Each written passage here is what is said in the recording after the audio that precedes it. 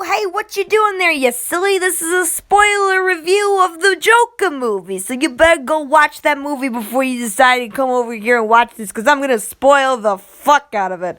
No, seriously, go watch the Joker movie. Seriously, go do it, please. Life is funny.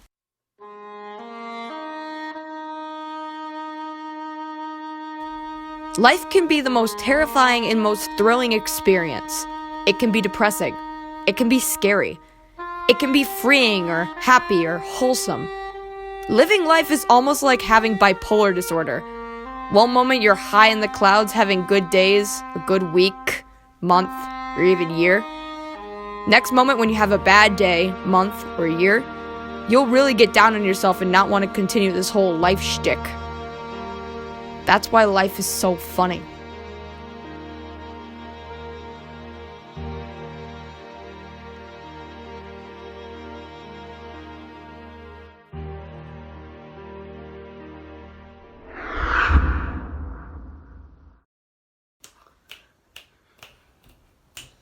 Okay, so...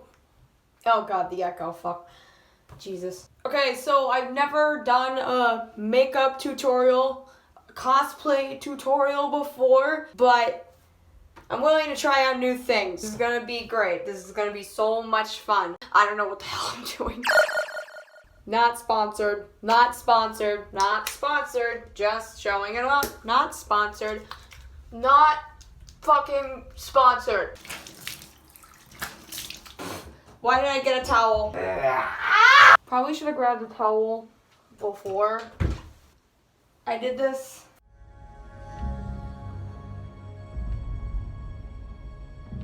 Joker is a movie that shocked me because originally when this movie was announced and we got to see the clown prince of crime casted as Joaquin Phoenix. Joaquin Phoenix.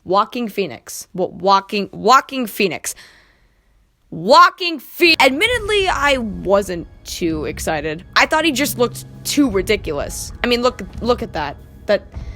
How can you look at that and say that's the Joker, guys? He just looks too stupid. And a lot of the internet felt the same until the trailers actually started popping up. And it was clear that this was going to be a hell of a movie that'll be far different than any of the past reiterations of the Joker before. The Joker is arguably the most iconic villain in pop culture and has been killed off and resurrected time and time again. Despite how horrible of a human being this monstrous psychopath is, we adore the Joker because of the idea he represents. When many people think of the Joker, they think back to the famous words of Heath Ledger. You know what I noticed? Nobody panics when things go according to plan. Even if the plan is horrifying. If tomorrow I tell the press that like a gangbanger will get shot, or a truckload of soldiers will be blowing up, nobody panics. Because it's all part of the plan. But when I say that one little old mare will die, well then everyone loses their minds. Introduce a little anarchy. Upset the established order, and everything becomes chaos. I'm an agent of chaos. Oh, and you know the thing about chaos? It's fair. Joker emphasizes this perception that the Joker is nothing more than the idea of a loose cannon anarchist. It's canon in the DC universe that there is more than just one Joker, hence explaining why Batman is able to kill him and he comes back. Because more people are willing to take up his idea and fulfill that role of being the agent of chaos. But what exactly drives this idea of being the agent of chaos?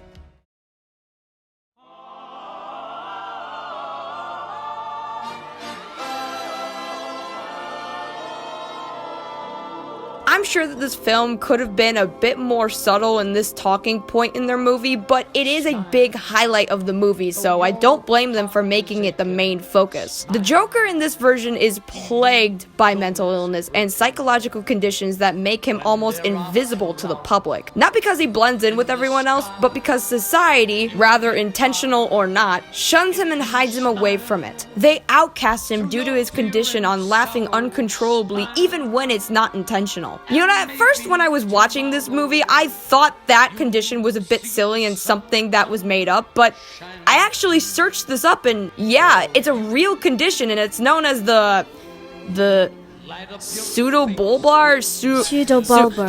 Stop! Why do you keep following me? This is a psychological condition where people will have sudden laughing fits for no apparent reason. Now, Joaquin Phoenix had a big task on his hands when given the role of this character, coming off the shoulders of Heath Ledger and the bastardization of Jared Leto's Joker. Both emphasize the idea of the Joker being about chaos, where one is subtle about it and lets the audience decipher what he is about, whilst the other one just outright tells you that he's an idea. It's fucking stupid. Phoenix's Joker takes this concept of the Joker being an idea and expresses it in the most relatable, poetic, and emotional concept that I would argue outperforms even Heath Ledger. Allow me to explain why by addressing what is making people nearly turn away from this film.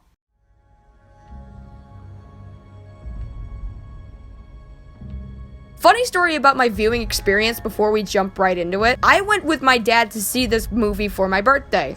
Thanks for the birthday wishes, by the way. We went in full clown getup, makeup, and everything. Unfortunately, there was a policy we didn't know about regarding the makeup. We weren't allowed to wear full face makeup due to the controversies in the shooting that happened at the Dark Knight Rising screening in 2012, where the guy dressed up and wore the Joker makeup and everything and then shot a whole bunch of people. Obviously, we weren't there to start any issue. It was my birthday. We weren't going to hurt anybody, but we understood that policy is policy. And they allowed us to wear 50% of the makeup. So that means we can basically keep the eye makeup and the lips. And you know what? I was kind of okay with that. I mean, I was wearing like cheap Chinese makeup, so that shit was sticky. It was a silly policy, but whatever. We weren't gonna shoot up anybody, and we didn't want anyone to think we were, so whatever, no big deal. Halfway into the movie, my dad goes to take a piss, comes back, and whispers over to me that there are cops, like in full SWAT gear, outside of the movie theater. Okay, so let me get this straight. Even though I complied with the policy and I took off my face makeup, but despite looking like this in the movie theater, this Willy Wonka 1960s looking ass, they still thought I was gonna shoot up the place? You know what I don't understand is that if they have a policy against wearing face makeup because it might indicate that you're a shooter, then don't you think potential shooters will look at that, not wear face makeup because it's a big giant fucking red flag, before they go ahead and shoot up the theater? Like, this is why I thought the policy was stupid, but I don't care. At this point, I just think that the cops being called on us was really, really fucking funny. I wanted to get a selfie with them. I wanted to get a selfie with them, but they were already gone by the time the movie was over. So, didn't get my Joker getting arrested selfie. That's really unfortunate. As funny as I thought the situation was and how ridiculous it had gotten to escalate, it did actually really, really scare me. But that's because we live in a very scary world right now. A lot of people fear that the Joker movie will influence people to be more like the Joker. And with all the shootings and violence happening due to the political differences, I can't blame anyone for being afraid. But for once in my life, I would like to go out into the world and enjoy a movie with my dad dressed as a 1960s Willy Wonka without having to think about that stuff. I understand that policy is policy, but that policy probably wouldn't exist if it weren't for these fuckwits online who seriously think that the media we consume, whether that be video games or movies or even the music that some people listen to, that magically is going to influence people to start shooting up places. But the fact is that there is so much more things that go into what cause shootings than just, oh, it's just the media. It's much more complicated than that. And that's why I loved this movie, because the idea of the Joker becoming who he is not just he went insane one day, but it's the accumulation of mental illness and losing his job and not being able to tell the difference between reality and fiction, to being pushed into the darkness and forced to disappear because society is so uncomfortable by his uncontrollable psychological problems. Alright, we're gonna get into a little bit of spoiler territory, but this isn't like a major spoiler. It's something that was seen in the trailers, but I'm just forewarning you that this is something that happens in the movie, so take warning. There's a scene in this movie where the main character Arthur is writing in this joke book, and he writes down this phrase: "The worst part with having a mental illness, people expect you to behave as if you don't. Ironically, this movie that is going to apparently inspire future Jokers and cause more mass shootings is tackling the biggest problem that most mass shooters have: mental illness that goes unnoticed, ignored, or plain out insulted as a joke. And even with the Joker having all these psychological issues, he's not rewarded for doing these things. He's arrested, seen as a monster, blamed for Gotham going to hell. He's beaten up a lot in this movie. The Joker in this movie is the best representation of the character because of the time this movie was made and it came out. It tackles a subject matter that is often dismissed that should be addressed more for being a related pattern for the actual controversy people are afraid this movie will encourage. Mental illness plagues a lot of my friends' lives, and watching this version of the Joker hit home for me really deep, because any one of them could have went down this deep end like the Joker did. Any one of them could have ended up like the Joker. This idea of mental illness actually does incredibly well with the Joker's transformation, as it depicts what can happen to people in real life with these conditions. They will take countless medications to combat their problems. They'll go to therapy to resolve and talk about their issues to be ensured by at least someone that they're going to be okay. They try to blend into society by getting a job or living their day-to-day, blending in with everyone else to ensure themselves that they can be like everyone else. But the fact is that sometimes these things often don't help. Medication can actually make the problem worse. Sometimes the therapist you go to won't always listen to your problems and honestly can't relate to them. Sometimes society does turn a blind eye to people with mental illnesses and see them as weird or try to pretend they don't exist. It's so ironic that this movie is coming out in October, which is Mental Health Awareness Month. This movie is perfect for those who want an explanation for the world being as scary as it is. And it's not because people are terrible inherently by design to hurt people. That's highlighted clear as day in Joker.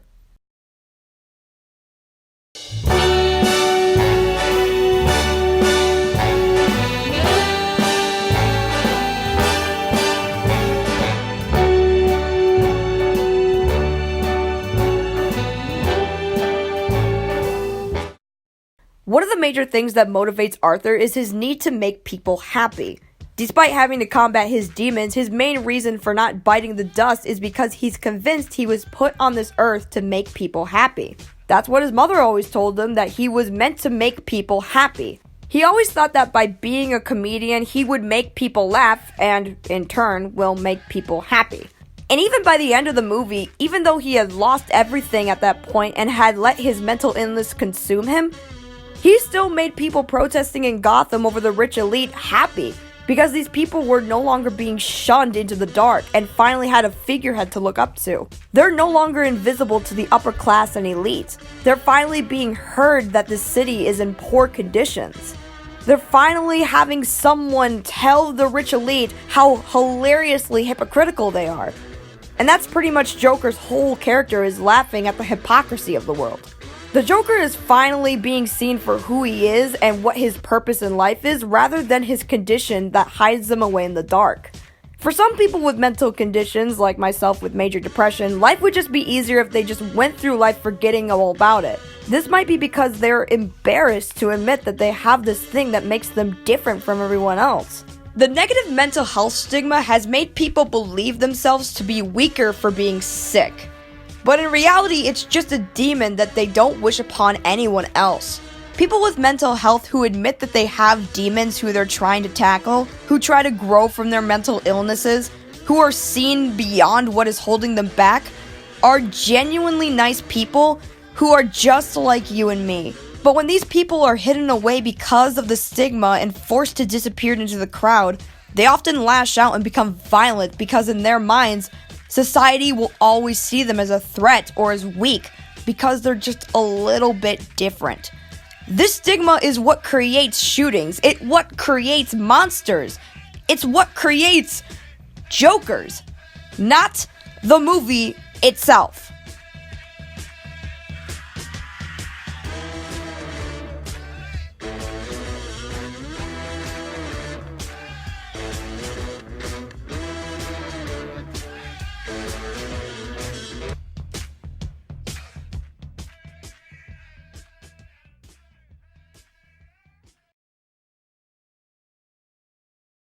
Joker taught me a lot about mental health and brought the idea of the Joker into a new perspective. In my opinion, as long as we put this negative or dismissive notion on mental health, then that is what creates Jokers. The Joker's not inherently a bad person in this movie, but he is definitely not rewarded when he lets his illnesses consume him.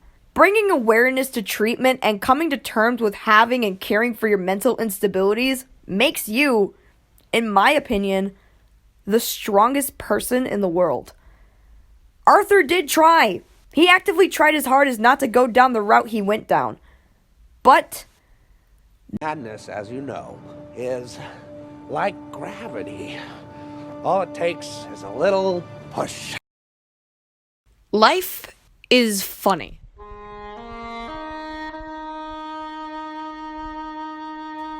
Life can be the most terrifying and most thrilling experience. It can be depressing. It can be scary. It can be freeing or happy or wholesome.